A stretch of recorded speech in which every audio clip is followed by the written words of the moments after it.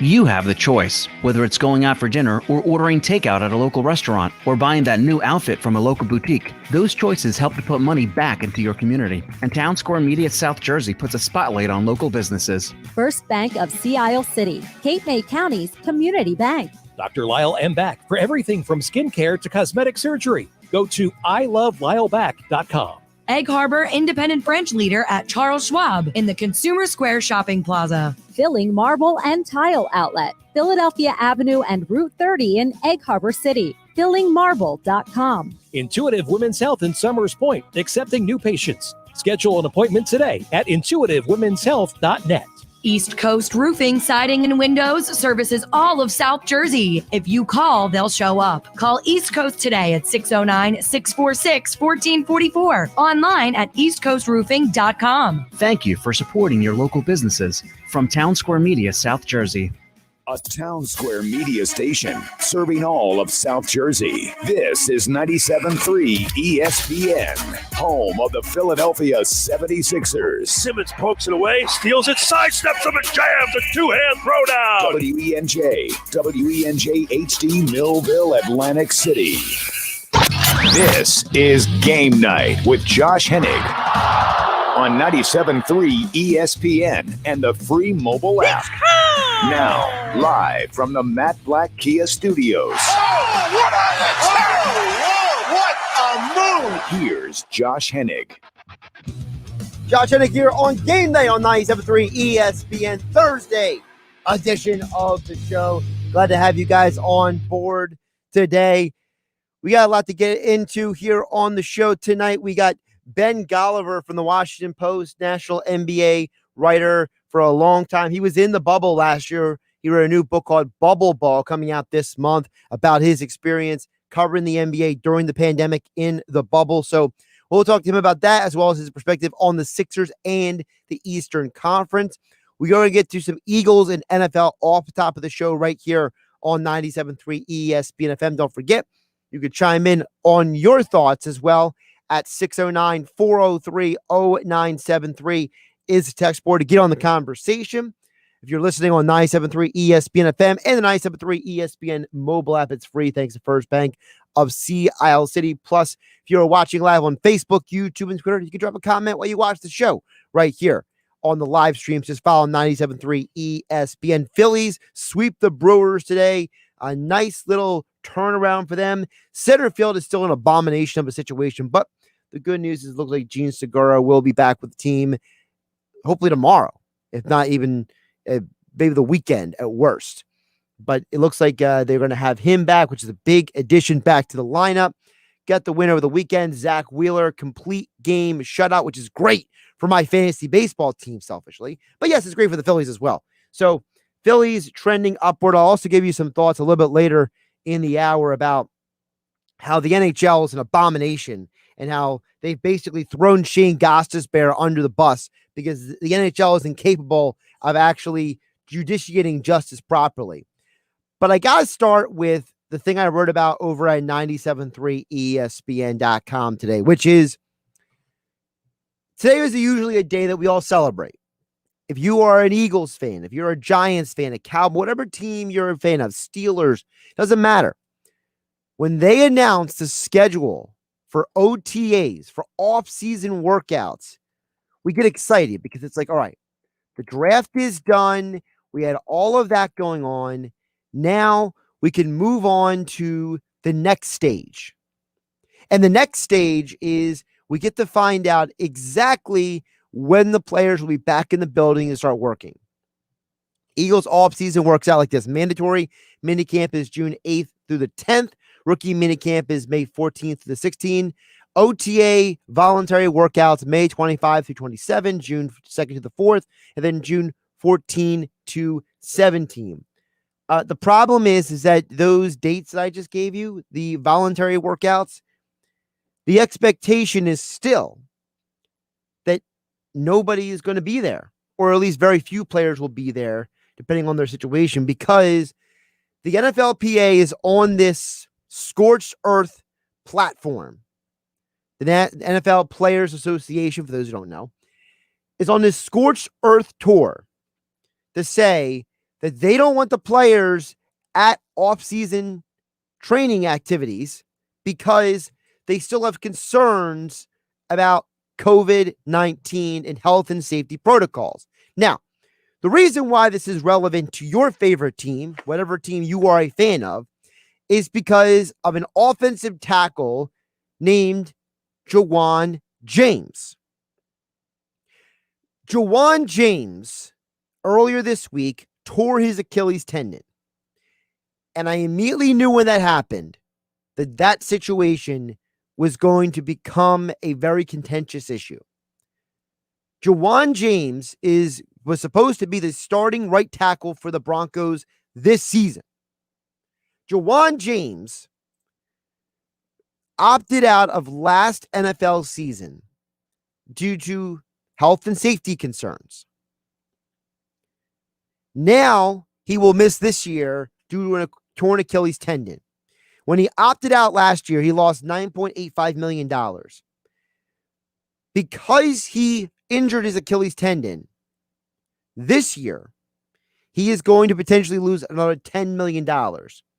And if the Broncos require him to pay back his signing bonus, he will lose somewhere between $20 and $24 million in total over the last 2 years. All because he opted out of last season and did not want to put in the work at the building this year per the advice of the NFL Players Association. To which even players like Patrick Mahomes didn't realize this was a thing. That the Players Association did not properly inform their players that if they work out away from the building and they get hurt, they're not covered. So as a result, if you're an Eagles fan, and let's say Jalen Hurts, Fletcher Cox, Jason Kelsey, Darius Slay, or if you're a Giants fan and it's Saquon Barkley, who again is rehabbing from an injury, whether it's Kenny Galladay, who just paid a ton of money to, whether it's any of those guys, the Dallas Cowboys, Dak Prescott recovering from an injury, Ezekiel Elliott, maybe it's Dexter Lawrence, right? If you're a Washington football fan, Antonio Gibson, Ryan Kerrigan, Montez Sweat, Chase Young.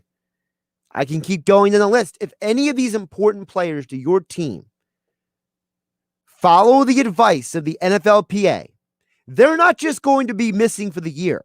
They are going to be losing money that they worked their tail off to get, because the NFLPA wants to lie to everybody and tell them that there is a health and safety concern with the league. And they're trying to sweep the Jawan James situation under the rug. And I'll get through what the NFLPA said in just a moment. Again, Josh Hennig here on Game Night on 97.3 ESPN.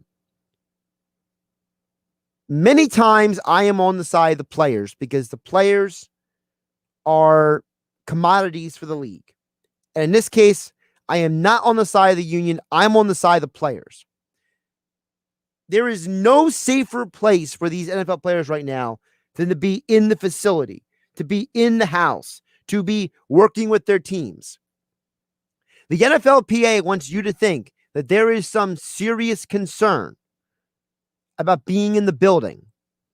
Yet, according to the CDC and the NFL, who shared all of their information with the CDC, they ran the report. There was a less than 1% positive test rate for COVID-19 from August 9th through November 22nd, 2020 last year. 329 positive tests out of 623,000 people tested. That's players, coaches, personnel in the building, etc. In fact, the majority of people who tested positive for COVID-19 contracted it from high-risk interactions outside the NFL facilities. So the combination of being protected under your contract that the Players Association negotiated for, and the fact that the likelihood of you getting COVID-19 while at the NFL facility is much less than anywhere else, arguably for these players. And the fact that the NFL has really, really pushed, and I mean really pushed, for every team to be fully vaccinated, or at least almost all staff to be in that 75 to 90% vaccinated range as recommended by the CDC for normalization. But the NFLPA wants you to think differently. And in fact, just 2 hours ago, they released this statement trying to backtrack on what the information is out there. They're trying to make this as if people don't understand what voluntary means. Like we haven't seen for the last 20 years that veterans opt out of half the voluntary offseason because of contract negotiation, family issues, personal matters, just wanting more time off in general. This is a quote from the NFLPA's statement. The numbers prove that the majority of our members has made the decision to stay away from the team and the facilities for all the reasons you've been effectively articulating in recent weeks, according to the Players Association. That the pace and intensity of these off-season workouts have increased in recent years to the point of putting you at risk, the players. And the NFL and your clubs are putting pressure on you, the players, to attend these voluntary workouts, despite the fact that your union negotiated them to be voluntary back in 2011. What they don't tell you in this statement, is the NFLPA, is that in the contracts of the players, there is medical coverage. So that if something happens to you in the building, you are guaranteed your money. You get workout bonuses for being at the facility during the offseason. Further, the NFLPA goes on to make a very fraudulent statement. Quote, "We are still in a pandemic with rates of infection in our country higher than what they were last year at this time." Unquote. What the NFLPA is not telling you is that rates of infection is a very loose term. Because as we've learned over the last 14 months, positive cases are not the same as positive tests. You can be a COVID-19 case, but not have a positive for COVID or any of the symptoms. So they can find numbers to support their claim. The NFLPA further goes on to say it was gutless to use Juwan James's serious injury as a scare tactic to get you to come running back to these workouts, unquote. It's not a scare tactic, NFLPA. It's the reality. You think that you had the best interest of the players in mind, but yet you're the same one who still has not offered to help Juwan James, to take care of his medical situation, to advocate to the Broncos that they help him. Where is your responsibility in this?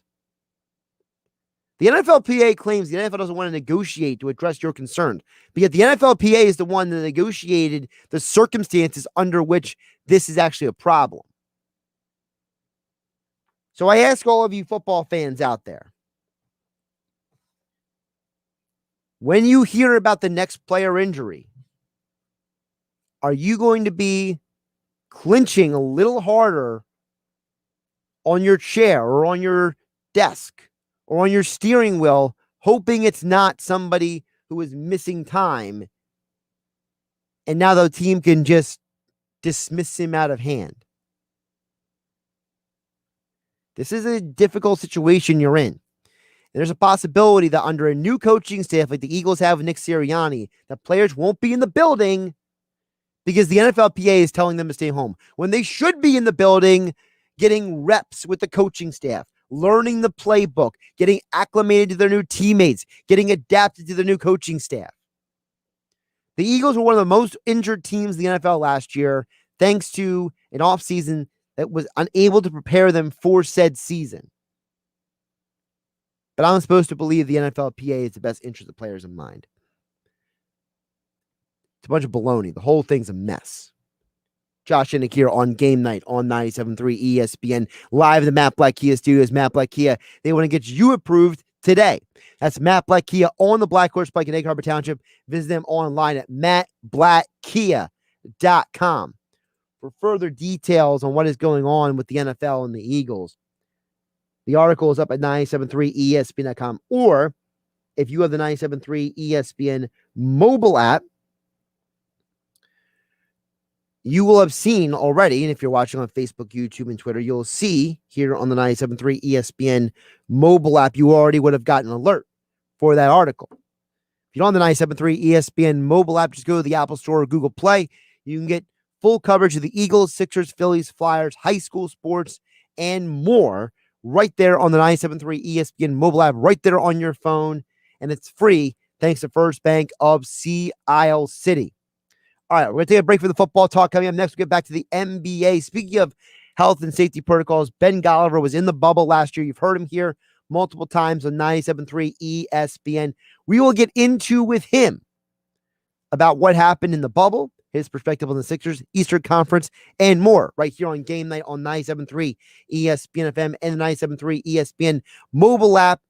And, of course, we are live on Facebook, YouTube, and Twitter. We can watch the show right here. Just follow 97.3 ESPN. Major League Baseball this Saturday.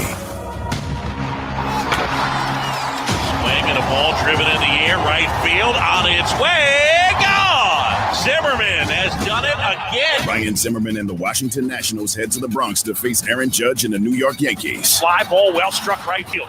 Judge back some more. Leaping, and he caught it. Listen to Major League Baseball on 97.3 ESPN. Coverage begins at 1 p.m.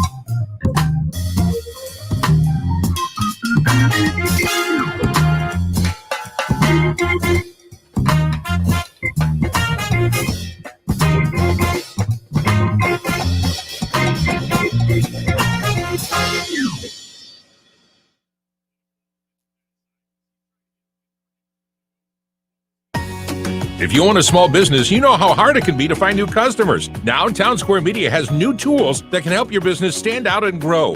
Go to getlocalcustomersnow.com for a free competitive analysis that will show you what other businesses are doing to find new customers and how you can do it too with Town Square Media. Be one of the first business owners to sign up and receive $500 in free advertising on this station. Start growing your business today. Visit getlocalcustomersnow.com. That's getlocalcustomersnow.com. You're listening to Game Night with Josh Hennig on 97.3 ESPN and the free mobile app. Josh Hennig here on Game Night on 97.3 ESPN. We'll get to your thoughts and comments a little bit later in the hour. 609-403-0973 is the text word. We're also live on Facebook, YouTube, and Twitter, where you can watch the show. Joining us right now on the Boardwalk kind of hotline, he's the author of the brand new book, Bubbleball, Inside the NBA's Fight to Save a Season. National NBA writer, covered the NBA for a while. You've heard him here before on 97.3 ESPN. He is Ben Golliver, joining us right now on the Boardwalk kind of hotline here on 97.3 ESPN. Ben, how you doing today? I'm doing very well. How are you?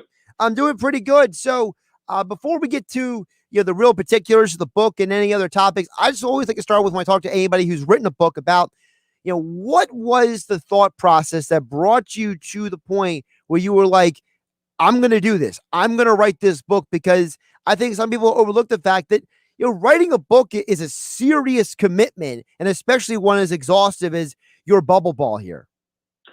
Well, I got to the bubble and I spent my first week in isolation in that hotel room, walking back and forth. And I know a lot of people probably saw that video of me just kind of trying to get my Fitbit steps in. When we were stuck in that hotel room for a whole week. And, a few of my essays that I wrote about the experience of just getting acclimated down there, they just generated a lot of interest. And, I heard from an agent and a publisher pretty quickly who were interested in saying, hey, this could be a project you could expand into a book. And for me, I realized I kind of got the golden ticket, right? I was one of the very few people who actually got to live inside the bubble all summer long, all playoffs long, and watch these games up close and personal. So as a diehard basketball fan, I thought, hey, this is a great opportunity to write a book that's going to appeal to a lot of basketball fans out there. And at the same time, I wanted to be able to convey the challenges of the experience as well. I mean, look, there was a real big brother element to the surveillance, to our day-to-day lives, to all the rules that were necessary to keep us safe. And I thought, this could be a great time capsule 10, 15, 20 years down the road when people are kind of wondering, well, what was the pandemic really like? How did it impact the NBA? How the heck did LeBron win a title at Disney World? I mean, all these kinds of questions are going to sort of be lasting, right? And so for me, it just made sense to kind of put it all together into this project. But you're right, man, it was a slog. I took 1 week off after the bubble in October, and then I immediately got to work writing. I wanted it to be fresh. I wanted the book to move quickly and to have that same experience that we had in the bubble, which was just nonstop sensory overload. And so I spent about 2 months writing through this, the first copy, and a couple more months editing. And I'm just so excited that it's already out and ready to go before the playoffs. And one of the things is that, to me, the book is more than just specifically the bubble, Ben. From talking to you last year and also, listening to you on the Open Floor podcast is something that you've talked about, the fact that, there was a lot that went into not just getting this off the ground, but making this work in an environment that really wasn't ideal for anything. It was more than COVID. It was the social injustice movement. It was, everything that happened in the league before we got to this point, from the Hong Kong fiasco to Kobe's death. It felt like this bubble was way more than just about COVID, even though a lot of people historically 15, 20 years from now will hyper-focus on the COVID issue. Oh, absolutely. There's a lot of layers to this story, right? I mean, there's a basketball layer, there's a public health layer, there's also a social justice layer, a political layer because of the presidential election that was going on last summer. And of course, there's the business layer. Let's not forget that. I mean, the NBA had to spend basically $200 million to construct and maintain the bubble to keep everybody safe. And ultimately, they were able to generate roughly $1 billion in television revenue to kind of offset some of the losses. And so all those things are wrapped up in this book. And the social justice angle was huge. I mean, you know that with the Sixers players who were very outspoken, including Tobias Harris, but also LeBron James, Paul George. I mean, a number, Damian Lillard, Jaylen Brown. I mean, the list goes on. Chris Paul as well. I mean, these guys went to the bubble with the purpose to, to really, have a shared voice and have a unified approach to some of the treatment of Black Americans by police officers, and to also try, in some cases, to swing the result of an election, right? To be able to have their impact felt when it came to that presidential election. And so those layers for sure are touched on in this book extensively, most notably with the Milwaukee Bucks protest, their decision not to take the court after the Jacob Blake shooting, but also the pregame kneeling protests that were done before every single game, and a number of the things the players did, to campaign on behalf of Breonna Taylor's family and George Floyd's family as well. The book is Bubbleball, Inside the NBA's Fight to Save a Season, released right now. Or if you're like me, you're going to be getting the audio book on Audible. Of course, Ben Golliver joining us here on the Boardwalk Kind of Hotline. National NBA writer for the Washington Post, Open Floor podcast, and more. You can check him out at Ben Golliver on Twitter. Again, the book is Bubbleball. Ben, when I think about the bubble as well, one of the things that I remember very distinctly was how stressful it was for everybody at the beginning. And as time progressed, it seemed like things at least a perception on the outside looking in, it felt like things got a little bit better for everyone in there. Can you touch on a little bit of how stressful the environment was being in there, even though maybe we'll consider it probably the safest place in the world during that time? Well, absolutely. I was very nervous going down there because there's just been nothing done quite like it here in the country. And there was a real potential for backfire, right? I mean, if players are going to grab, Postmates order, or if they're trying to go to strip clubs like Lou Williams, or have unauthorized visitors in their room like Daniel House, that puts everybody at risk. And so for sure, I went down there just kind of concerned, like, is there going to be an outbreak? Are we all going to be in trouble?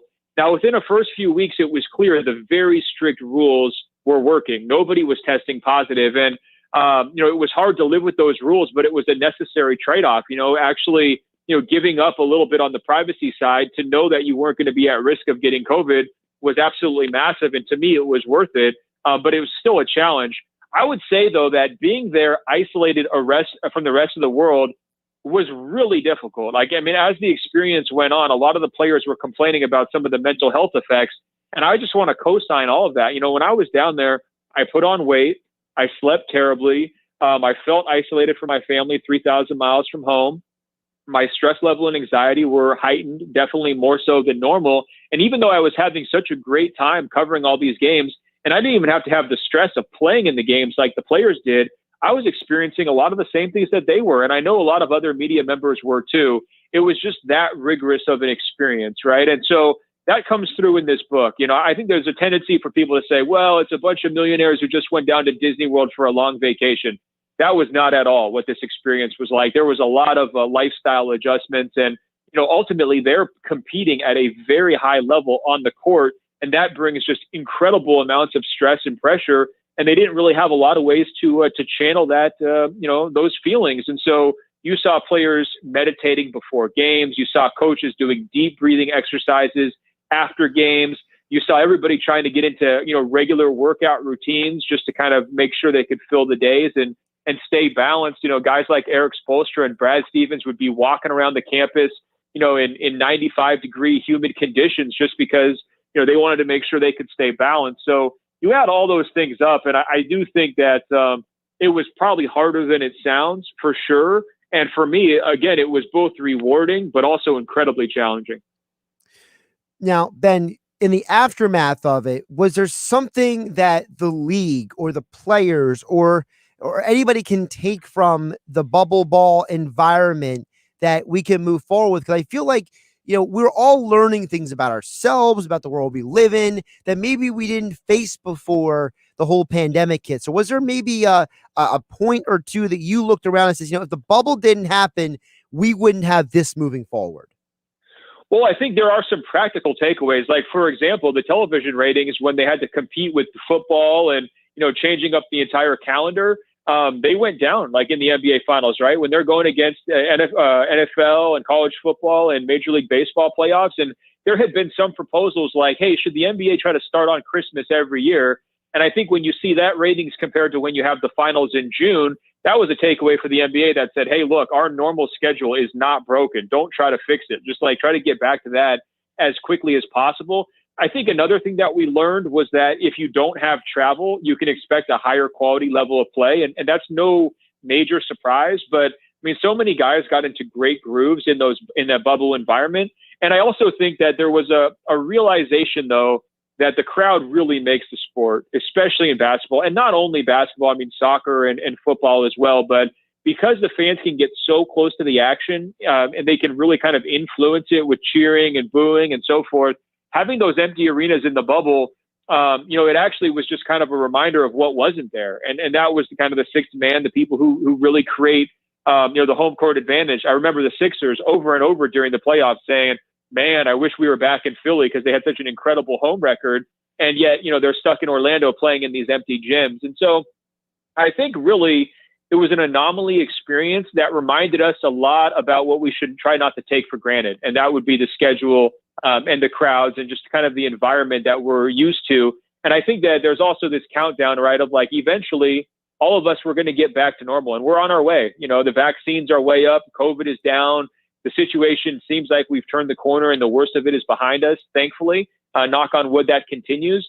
And I think that we're starting to look forward to like post-pandemic. And I think there's a real desire by the NBA's decision makers, by players, by coaches, executives, everybody to sort of, put the league back together to where it was, back in 2019 when everything was seeming great and we had no idea COVID was coming. Again, the book is Bubbleball, Inside the NBA's Fight to Save His Season. Ben Golliver joining us here on the Boardwalk kind of hotline. You can get this book at Amazon or wherever books are sold. Of course, it just came out this week. The audio book is coming out in about, I believe, a week and a half or whenever Audible decides to alert me to it. I already pre-ordered it myself. Ben, I want to ask you a couple questions, if you don't mind, about the NBA as of right now as well, because you've always been very insightful. And you were one of the few people who was brutally honest from my experience about the 76ers last year and about how you're like, listen, man, this is not going to go well for them in this bubble. And you were 100% right. And so I want to know, a year later, what is your perception of the 76ers now? New head coach, new environment, new situation, new challenges in the Eastern Conference. Well, I'd say they've definitely rebounded from the bubble in a very nice fashion, right? I mean, you've seen Embiid take his game to new levels of consistency, production, efficiency. I love to see that. I do see some of the same lingering questions, though. Tobias Harris is going to have to step up in a way he never has before once he gets to the playoffs. And until he does that, I want him to kind of prove it, and I'm going to be skeptical. Similar deal with Ben Simmons, although we know he's going to make a big-time impact on the defensive end. And they were really missing that in that series against Boston. Look, that series would have gone different if Ben Simmons was healthy. I'm not saying Philly would have won, but it wouldn't have been so humbling and embarrassing. At the same time, you look at the coaching change, it was the right move to execute that. And I think that has really ushered in better chemistry and cohesion and effort level from the Sixers this year. And I think that's translated to their place in their standing right now. One of my hobby horses right now is actually with All NBA. Now, it's been discussed that, you can actually list Jokic and Embiid at either forward or center when you're filling out your ballot. And some people might say, well, they're both centers, so you should only take one onto your ballot. To me, in this kind of a situation, if the NBA will let you vote Embiid as a forward, you should vote him onto the first team if you're an All-NBA voter. He's been one of the 5 best players this season in terms of his overall production. He's had one of the 5 best seasons despite that injury. And I think it would be appropriate to award both him and Jokic with first-team All-NBA selections. Now, Jokic is my MVP pick, but I do think that that's the right way to handle that if you're a voter. I know it gets a little bit confusing, but to me, having Embiid on a second team where he's in a situation where he might even finish second on MVP voting, that would just feel weird. So I really do hope people reward him with first-team votes. Also, that All-NBA is important to the players because a lot of those guys have those clauses built into their contracts. Correct. Well, look, Embiid's making money either way, right? He's doing just fine, but that's why the voters need to take these things seriously. Your point is exactly right. I mean, really dive in and try to reward the people who are the most deserving because there's a lot at stake here in Embiid's case, he's going to be making more money than you and I could ever count the rest of our lives. And he's going to have another big contract coming down the road here, I'm sure. But to me, this is less about the financial implications for him and more about the reputation. Hey, I was critical of the Sixers last year, but if they turn it around and they prove that they deserve some credit, you better be right there to give them the credit. And I think that's kind of where that conversation starts with Embiid on that All-NBA first team. Do you put how much validity, I should say, do you put into this idea that whoever gets the number 1 seed is going to have the clear path to the conference finals? I feel like a lot of people in Philadelphia, for example, right in our area, Ben, they're saying, hey, the magic number is 4. They get 4 more wins. They lock up the 1 seed. They are rolling to that conference finals. How much value do you put on that 1 seed in the Eastern Conference? A lot. Look, it's going to be a big time advantage for whichever team gets it, because that means you only have to play one of the other 2 teams. Look, I look at seeds 4 through 10 in the East, and I just shrug my shoulders and say, whatever. Look, Miami might be a little bit of a landmine. Boston might be a little bit of a landmine, but this is a 3-team conference. And so if you can get to the conference finals without having to face either Milwaukee or Brooklyn, that's a huge advantage. Now, I still favor Brooklyn if they're fully healthy. I think they just present more matchup problems for everybody else. Given their star power and given how well Harden played before his injury.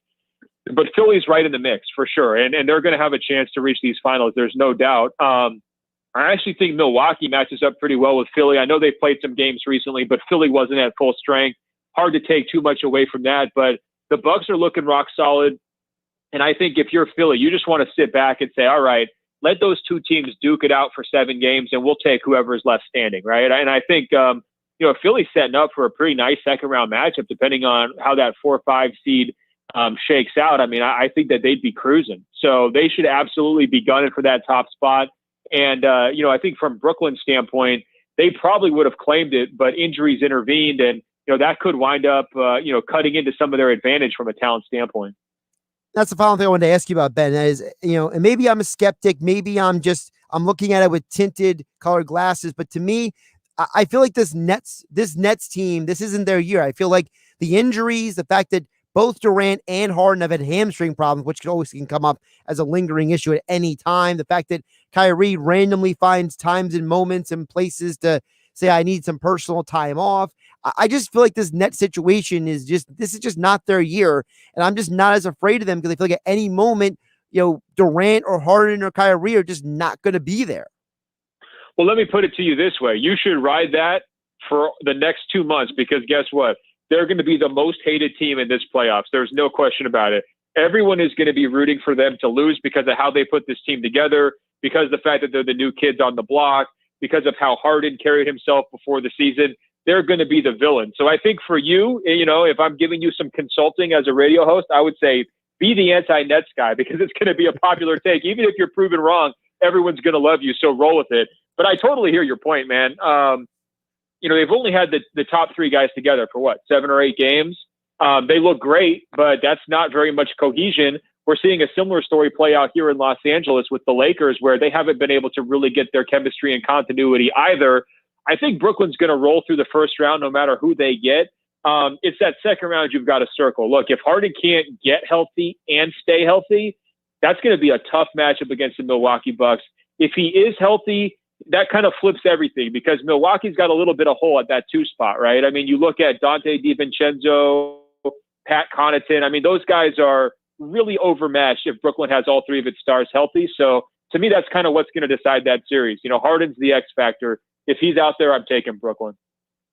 He is Ben Golliver, national NBA writer for the Washington Post. The Open Floor is the podcast. The new book, Bubbleball, Inside the NBA's Fight to Save a Season, on sale now, Amazon and wherever else books are sold. Also coming out an audiobook for those of us who have 45-minute drives to work to listen to. And as all guests, he appeared on the Boardwalk Honda Hotline. Ben, I really appreciate you jumping on again. I'm looking forward to the book, and I'm sure that this is going to be one of those books that, as you mentioned on the pod, is probably going to be used for like a 30 for 30 in the near future. Well, I hope so. It's a time capsule book. And by the way, I read the audio book, so I hope you're not sick of my voice because those commutes, you're going to be hearing me in your ears, all right? Listen, I had somebody, this is a couple years ago, and I will not divulge the book, but it was not read by the author, and the professional reader was so horrible.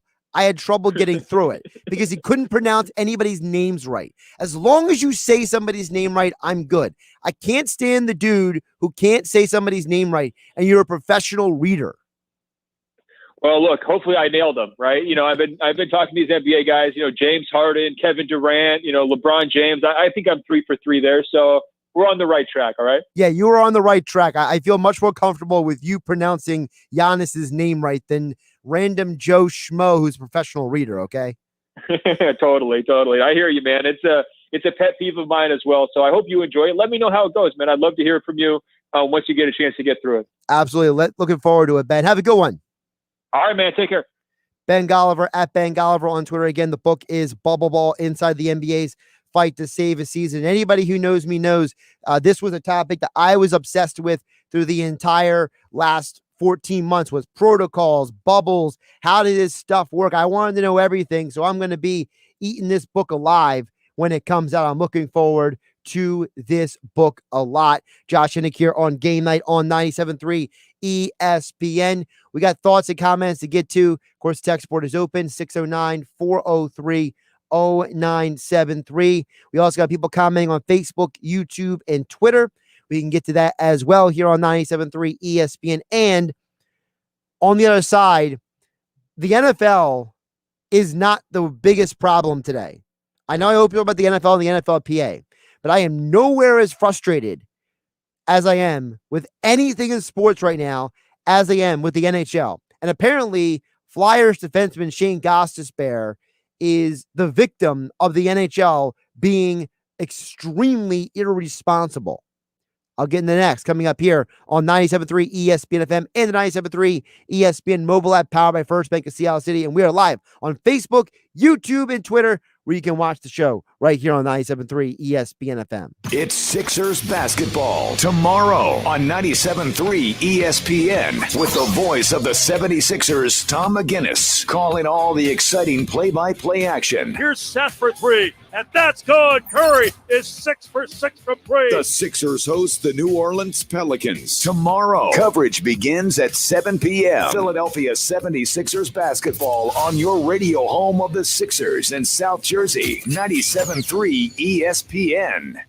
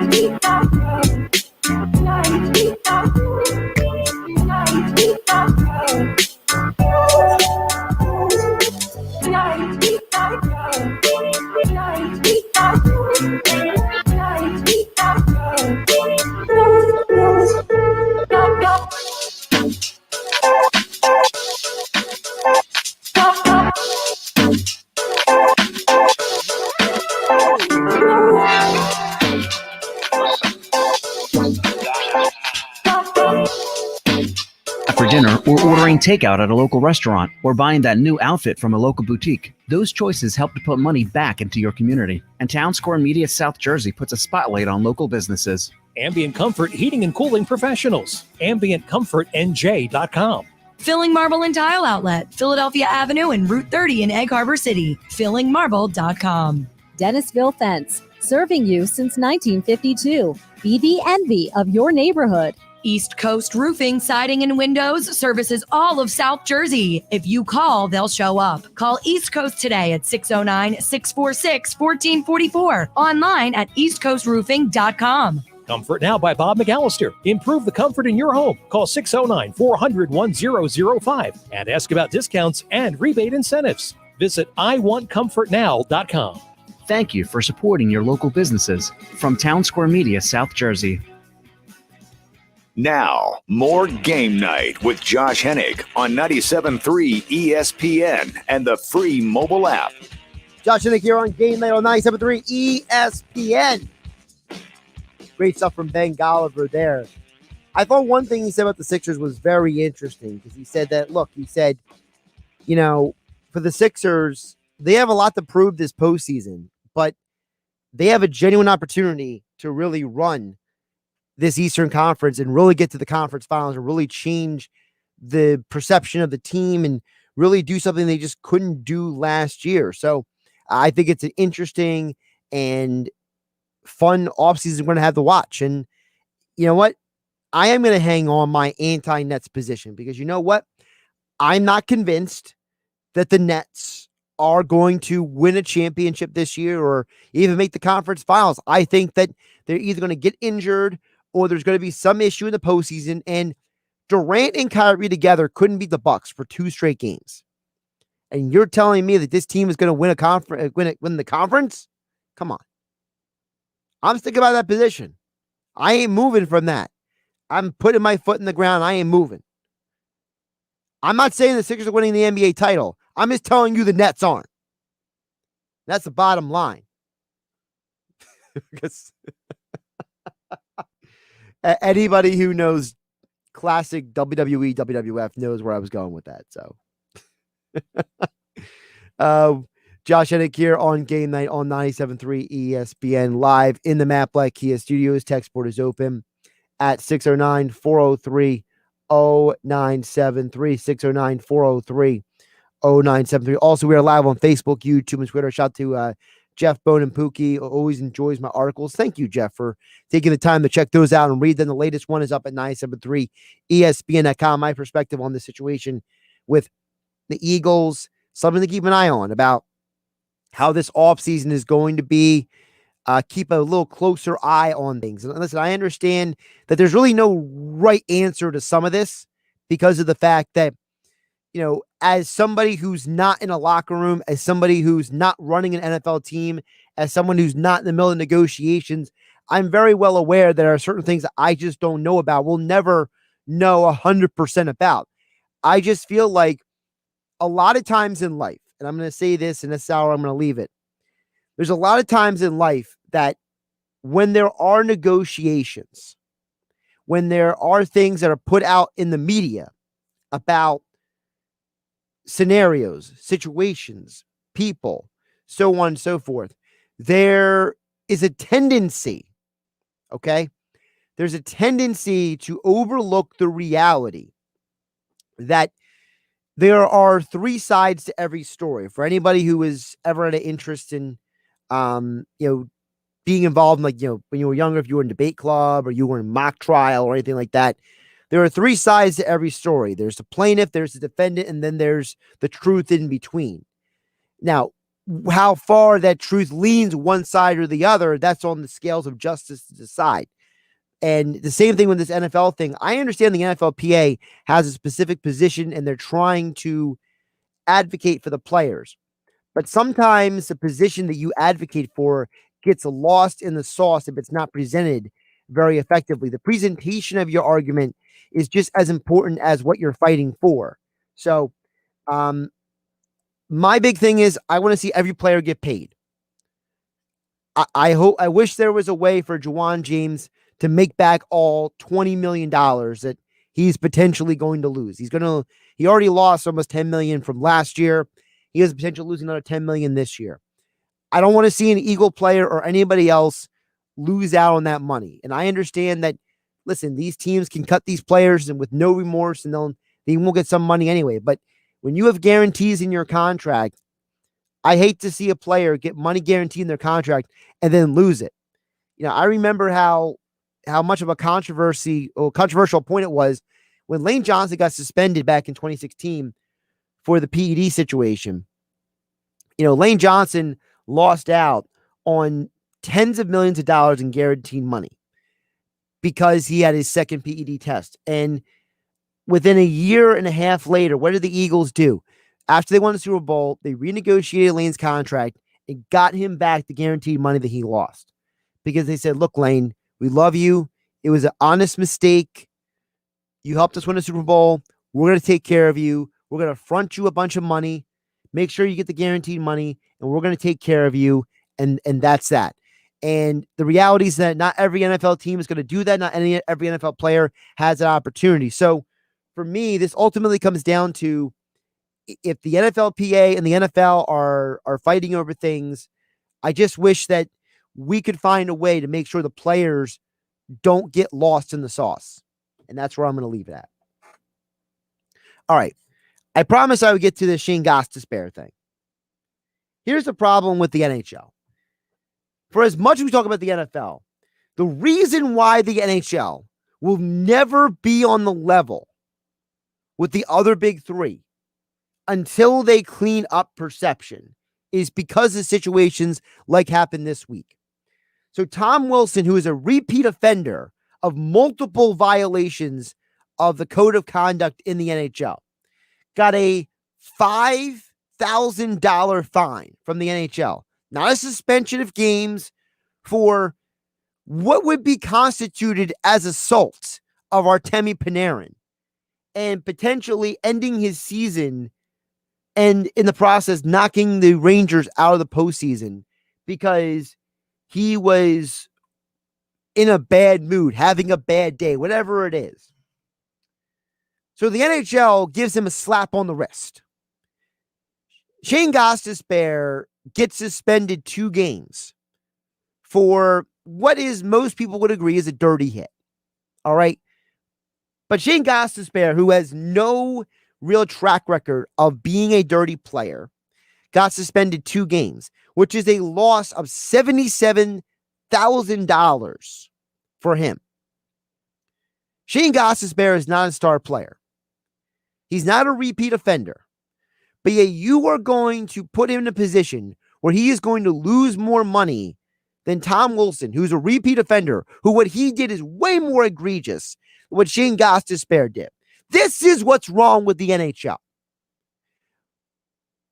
There is no equity. There is no even-handedness. There is no logic to giving Tom Wilson a slap on the wrist and Shane Gostisbehere a punch in the face.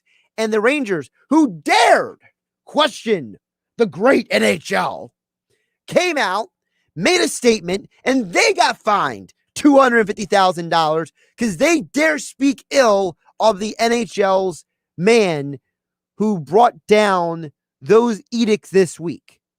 This is why the NHL, it's hard for the common fan to respect you. For as much as I appreciate hockey, the NHL should be embarrassed that the Rangers thought it was necessary to go out and find basically vigilante justice on the ice to defend the honor of one of their best players, not their best player, against Tom Wilson and the Rangers, to the point that there were about 6-7 guys in the penalty box in the first period last night. Maybe if the NHL actually did their job in adjudicating conduct violation punishment, you wouldn't have basically a stupid situation last night in the Rangers Capitals game. And maybe Shane Gostisbehere wouldn't be sitting there saying, what did I do wrong and Tom Wilson did right? I'm going to lose $77,000. He loses $5,000. It's embarrassing. I'm Josh Hennig. This is Game Night Thanks for listening. I'll catch you tomorrow. Hey, South Jersey, this is Billy Schweim. Tune into The Locker Room every Saturday and Sunday from 10 a.m. to noon on 97.3 ESPN. Each weekend in The Locker Room, you will get passionate sports talk from a fan's perspective, along with interviews with some of the biggest names in sports. That's every Saturday and Sunday from 10 a.m. to noon in The Locker Room with me, Billy Schweim, on 97.3 ESPN and the 97.3 ESPN mobile app, because nothing could be finer than talking sports with a Schweiner.